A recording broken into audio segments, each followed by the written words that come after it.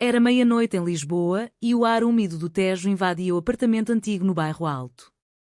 Ela correu para lá e encontrou Ana, sua melhor amiga de anos, chorando no chão, rodeada por cacos de um prato de porcelana que fora presente de casamento. Eu não aguento mais, Sofia, murmurou Ana, os olhos inchados de lágrimas. Meu marido sabe. Ele viu as mensagens. Sofia sentiu o mundo desabar, o segredo que elas guardavam há meses, aquele beijo impulsivo numa noite de festa, havia-se tornado uma bomba relógio que explodia agora, ameaçando destruir não só o casamento de Ana, mas também a vida de Sofia, que sempre se escondera atrás de uma fachada de normalidade. Sofia se ajoelhou ao lado dela, o coração acelerado. Elas se conheceram na universidade, em Coimbra, onde estudavam literatura. Ana era extrovertida, casada jovem com Miguel, um engenheiro bem-sucedido e mãe de uma menina de 5 anos, Inês. Sofia, por outro lado, era a solitária, filha de uma família conservadora de Porto, que esperava que ela se casasse e seguisse o caminho tradicional. Mas algo mudou naquela viagem de fim de semana para Sintra, quando, após uma discussão com Miguel por telefone, Ana se aproximou de Sofia à beira do penhasco do Castelo dos Mouros. Você é a única que me entende, disse Ana, e então veio o beijo, breve, mas carregado de anos de repressão. Agora, no chão da cozinha, Sofia tentava acalmar Ana.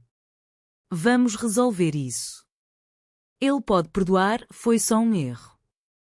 Mas Ana balançou a cabeça. Não foi um erro, Sofia. Foi real. Eu te amo. Essas palavras ecoaram como um trovão. Sofia sentiu um misto de euforia e pânico.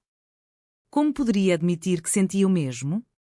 Sua mãe, uma devota católica, já a pressionava para namorar o filho de uma amiga da igreja. Você tem 28 anos, Sofia, está na hora de formar uma família, repetia ela nas chamadas semanais. E agora, isso. Uma relação proibida, não só pela sociedade portuguesa ainda marcada por tradições, mas pelo fato de Ana ser casada. No dia seguinte, o confronto veio. Miguel chegou cedo do trabalho, o rosto vermelho de raiva. Como vocês puderam fazer isso na minha casa? Gritou ele, apontando para Sofia, que viera ajudar Ana a limpar a bagunça. Inês, a filha, observava da porta, confusa. Ana tentou explicar, foi um momento de fraqueza, Miguel. Eu amo você e a nossa família. Mas ele não acreditava. Fraqueza? Vocês se beijaram. E quem sabe o que mais? Sofia interveio, a voz trêmula. Foi só isso. Nada mais. Mas Miguel a olhou com desprezo. Você sempre esteve por perto, Sofia. Agora entende porquê. Ele saiu batendo a porta, deixando um silêncio opressivo. Ana desabou no sofá, abraçando Inês. O que eu faço agora? Perder tudo por causa de um sentimento que nem sei se é certo? Sofia sentou ao lado dela, o peito apertado. Ela própria lutava com dúvidas internas. Crescer em uma família onde o amor era definido estritamente como homem e mulher a deixara confusa sobre sua identidade.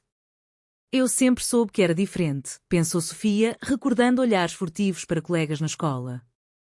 Mas admitir isso significava enfrentar o julgamento da sociedade, o possível afastamento da família. Em Portugal, apesar dos avanços como o casamento gay legalizado desde 2010, em círculos conservadores como o dela, era tabu. Os dias seguintes foram um turbilhão. Miguel exigiu que Ana escolhesse ele ou Sofia. Se você ficar com ela, perca a custódia de Inês? Pense na nossa filha, argumentava ele em discussões acaloradas. Ana, dividida, chorava noites inteiras. Sofia, por sua vez, recebia chamadas da mãe. Ouvi boatos sobre você e uma amiga casada. Isso é verdade? Você me envergonha. Sofia negava, mas o peso da mentira a sufocava. Ela começou a questionar, valia a pena destruir uma família por um amor que poderia ser passageiro? Ou era covardia recuar? Em uma tarde chuvosa, elas se encontraram num café em Alfama. Eu não posso continuar assim, disse Ana, os olhos fixos no rio. Mas também não posso ignorar o que sinto por você. Sofia tocou sua mão discretamente. Então lute por nós. Mas e Inês? Ana retraiu a mão. Ela é tudo para mim. Se eu escolher você, serei vista como uma mãe egoísta. A conversa terminou em impasse, com Sofia voltando para casa sozinha, o coração em pedaços. A pressão social aumentava. Amigos em comum começaram a sussurrar. Ana está atraindo Miguel com uma mulher? Que escândalo! Sofia perdeu convites para jantares, sentindo o isolamento crescer. Em seu trabalho como professora de literatura, colegas a olhavam diferente após rumores vazarem. Você precisa se cuidar, Sofia. Isso pode afetar sua carreira, avisou uma amiga. Mas o pior era o conflito interno. Era certo amar Ana, mesmo que doesse aos outros? Miguel não desistia. Ele marcou uma reunião familiar na casa dos pais de Ana, em Cascais, uma vila costeira perto de Lisboa. A atmosfera era tensa, com o som das ondas ao fundo contrastando com as vozes elevadas. Os pais de Ana, tradicionais e católicos, estavam chocados. Como você pode fazer isso com sua família, Ana? Pense no que Deus diria, exclamou a mãe, cruzando os braços. O pai acrescentou, e com uma mulher? Isso não é natural. Ana, sentada ao lado de Miguel, baixou a cabeça. Sofia não fora convidada, mas Ana atualizava por mensagens escondidas. Após a reunião, Ana ligou para Sofia chorando. Eles querem que eu vá para terapia de conversão. Dizem que é uma fase. Sofia sentiu raiva fervendo. Não faça isso, Ana. Isso é cruel. Nós não estamos doentes. Mas Ana hesitava, e se for? Eu casei com Miguel achando que era feliz. Talvez eu esteja confusa. Sofia argumentou, você sabe que não. Lembra das noites que passamos conversando até o amanhecer? Isso é real? Mas o medo de Ana era palpável, moldado por uma educação rígida onde o dever familiar vinha antes de tudo. Sofia decidiu confrontar sua própria família. Viajou para o Porto num fim de semana, o trem balançando como seus pensamentos. Sua mãe a recebeu com um abraço, mas logo perguntou, o que está acontecendo com você e essa Ana? Seu pai ouviu coisas. Sofia respirou fundo e contou parte da verdade. Eu gosto dela, mãe. Mais que como amiga. O silêncio que seguiu foi ensurdecedor. A mãe se benzeu. Isso é pecado, Sofia. Você foi criada melhor que isso. O pai, um homem calado, apenas disse, se continuar, não volta aqui. Sofia saiu arrasada, sentindo o peso da rejeição. De volta a Lisboa, as coisas escalaram. Miguel descobriu mais mensagens e ameaçou o divórcio imediato, exigindo custódia total de Inês. Você não é a PTA para criar nossa filha se escolhe esse caminho, disse ele em uma briga. Ana, desesperada, pediu tempo. Eu amo vocês dois, mas de formas diferentes. Miguel riu amargamente. Amor? Isso é traição. Inês, ouvindo tudo, começou a ter pesadelos, perguntando, mamãe, por que papai está bravo? Sofia, vendo o sofrimento de Ana, propôs uma pausa. Talvez devamos nos afastar até você decidir. Mas Ana recusou. Não, isso me mataria. Elas se encontraram secretamente num parque em Belém, sob o monumento aos descobrimentos. Eu me sinto viva com você, Sofia. Com Miguel é rotina. Sofia confessou, eu também. Mas o preço é alto. Perdi minha família. Elas se abraçaram, mas um transeunte as olhou torto, murmurando algo sobre vergonha. O conflito moral se aprofundava. Ana questionava, era egoísmo priorizar seu felicidade sobre a estabilidade de Inês? Sofia ponderava, valia trair a confiança de Miguel, mesmo que indiretamente? A sociedade portuguesa, apesar de progressista em leis, ainda carregava preconceitos em comunidades menores. Artigos em jornais sobre direitos LGBT lembravam a elas que a luta era real, mas o custo pessoal era imenso. Uma traição veio de onde menos esperavam. Uma amiga em comum, Rita, que sabia do segredo, contou para Miguel detalhes íntimos para ajudar a família. Eu fiz pelo bem de Inês, justificou ela depois. Ana se sentiu traída, como você pôde? Rita respondeu, vocês estão destruindo tudo. Isso não é certo. Sofia, furiosa, confrontou Rita, quem é você para julgar nosso amor? Mas o dano estava feito, Miguel usou as informações para fortalecer seu caso no advogado. Ana, abalada, começou a duvidar de tudo. Talvez eu deva ficar com Miguel. Pelo menos é seguro. Sofia sentiu o chão sumir. Você me ama ou não? A discussão terminou em lágrimas, com Ana saindo correndo. Sofia ficou sozinha, questionando se o amor valia tanta dor. O divórcio se aproximava. Miguel contratou um advogado agressivo, alegando infidelidade emocional. Ana, pressionada, concordou em terapia de casal, mas secretamente via Sofia. É só para ganhar tempo, explicava ela. Mas as sessões revelaram mais rachaduras. Miguel admitiu sentir-se inadequado por não ser o suficiente para você. Ana chorou, não é isso. É quem eu sou.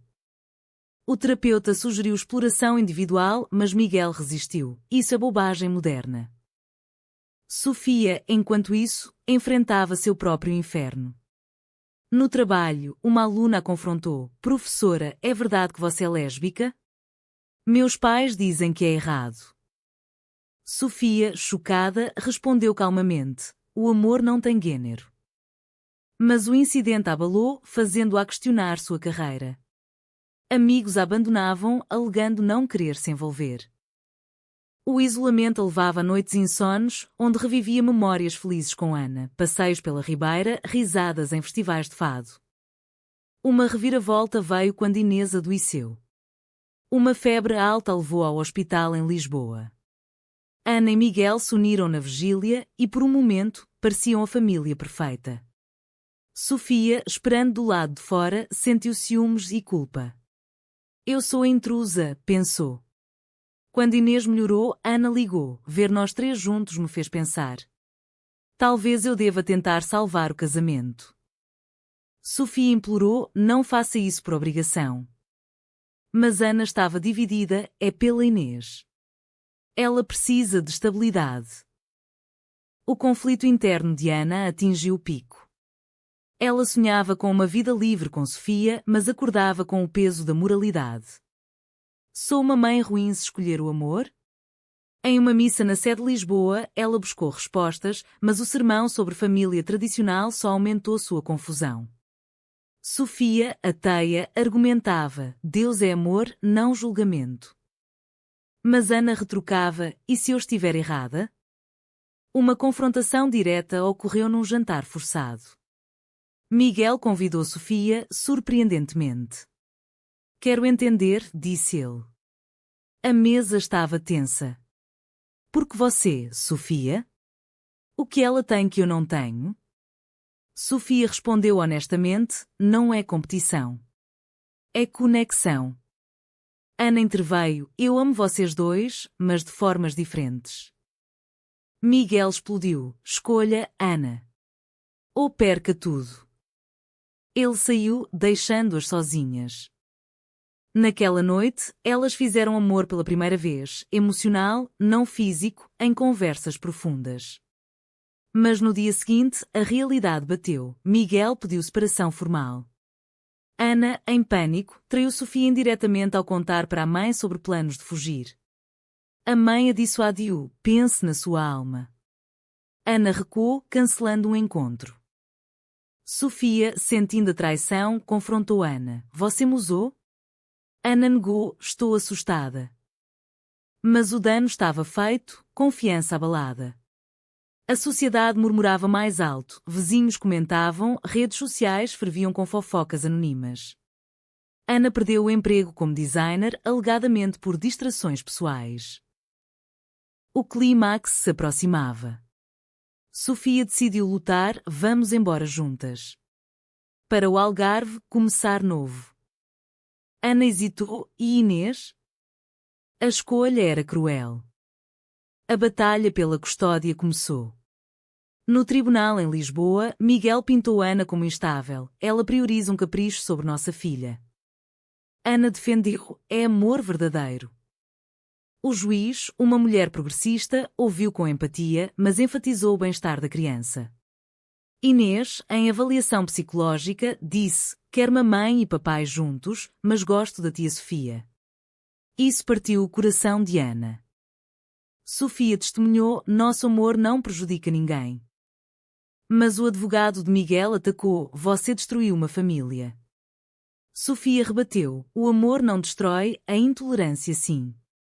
Fora do tribunal, manifestantes conservadores protestavam contra ataques à família tradicional, enquanto ativistas LGBT apoiavam do outro lado. A mídia cobria: caso de amor lésbico abala a sociedade portuguesa.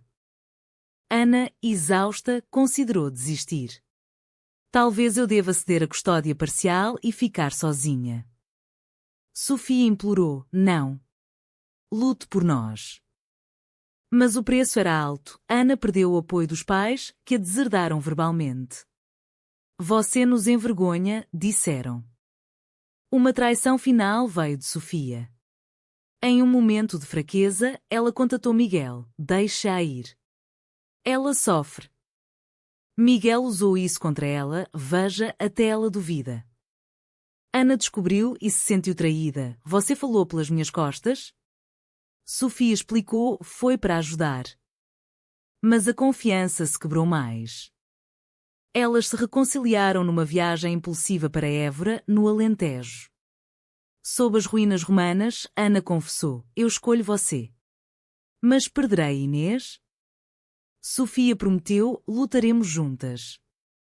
De volta, Ana anunciou a Miguel: quero divórcio. E custódia compartilhada. Ele aceitou relutantemente, mas avisou: você pagará caro. A transição foi dolorosa. Inês chorava nas trocas de custódia. Ana mudava para um apartamento com Sofia, mas o estigma seguia: olhares na rua, comentários online. Sofia perdeu o emprego após pais de alunos reclamarem. Somos marginais agora, disse ela amargamente. Mas veio a Iuaquening, em uma manifestação LGBT em Lisboa, elas viram casais como elas, felizes apesar das lutas. Valeu a pena, disse Ana. Sofia concordou, mas o custo, famílias divididas, corações feridos, pesava. A nova vida começou devagar. Sofia e Ana moravam juntas num pequeno apartamento encheado, reconstruindo. Inês visitava nos fins de semana, aos poucos aceitando: mamãe tem 2 casas agora. Miguel, com o tempo, amoleceu, permitindo contato. Mas as cicatrizes permaneciam. Ana sonhava com a família unida, Sofia lutava contra a culpa. Elas enfrentaram mais desafios. A mãe de Sofia ligou após meses: eu errei. Venha nos visitar. Uma reconciliação tímida ocorreu no Porto, com lágrimas e abraços. Os pais de Ana demoraram mais, mas o Natal juntos trouxe esperança. Socialmente, elas se engajaram em grupos de apoio LGBT, compartilhando sua história. Nossa jornada mostra que amor vence, mas com sacrifícios, dizia Ana em palestras. Sofia escrevia um livro sobre suas experiências, transformando dor em arte. Mas nem tudo era perfeito. Discussões surgiam. Você se arrepende? Perguntava Sofia. Ana respondia: não do amor, mas do sofrimento causado. Elas cresceram, aprendendo que escolhas têm consequências. No fim, sentadas à beira do Tejo, Ana perguntou: foi certo destruir o antigo para construir novo? Sofia sorriu: sim, porque agora somos livres. Mas a pergunta paira: foi moralmente certo priorizar o amor pessoal sobre a estabilidade familiar, mesmo que doesse aos inocentes?